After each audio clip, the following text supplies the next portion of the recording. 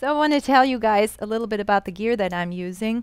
The bass I'm playing is a Wotan Marlowe XS. It's a Wotan XS by the German bass builder Marlowe.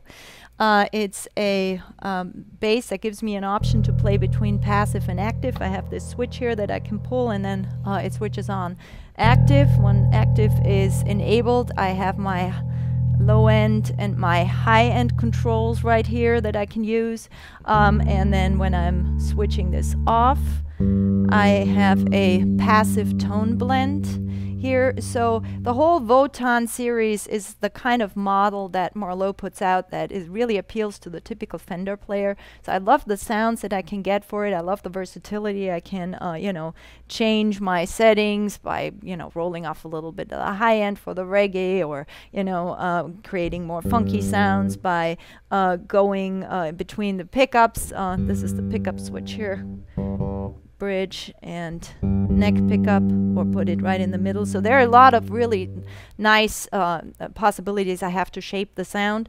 It feels pretty much like a Fender. The body shape is very much appeals to Fender players, and it doesn't have 24 frets like some of the other basses I used to. And I use Dean Markley SR2000 strings. They are tapered here in the end, so they give me a really clear tone and nice and consistent tone. The only drawback is you sometimes break them because they're so thin back here. They have broken E strings and A strings and low Bs and things of that nature. I use a fret wrap. This is a muting device that's made by Groove Gear. It's basically, the idea is of having a scrunchie on the bass that gives you an opportunity to mute, and I use that for any kind of tapping applications that I would do.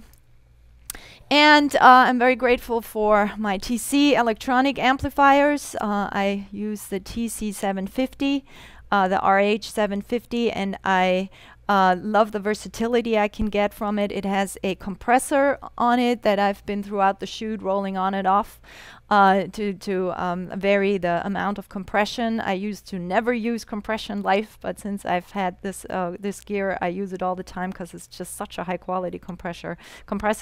And it also gives you the opportunity to dial in sounds and store them in a foot switch, and when you are live, you don't have to touch any knobs. You just push your buttons on the floor and you get the sounds that you are looking to get. So good gear, good setup is really crucial, and yeah, I highly recommend all of these companies that I'm very grateful to be endorsed by.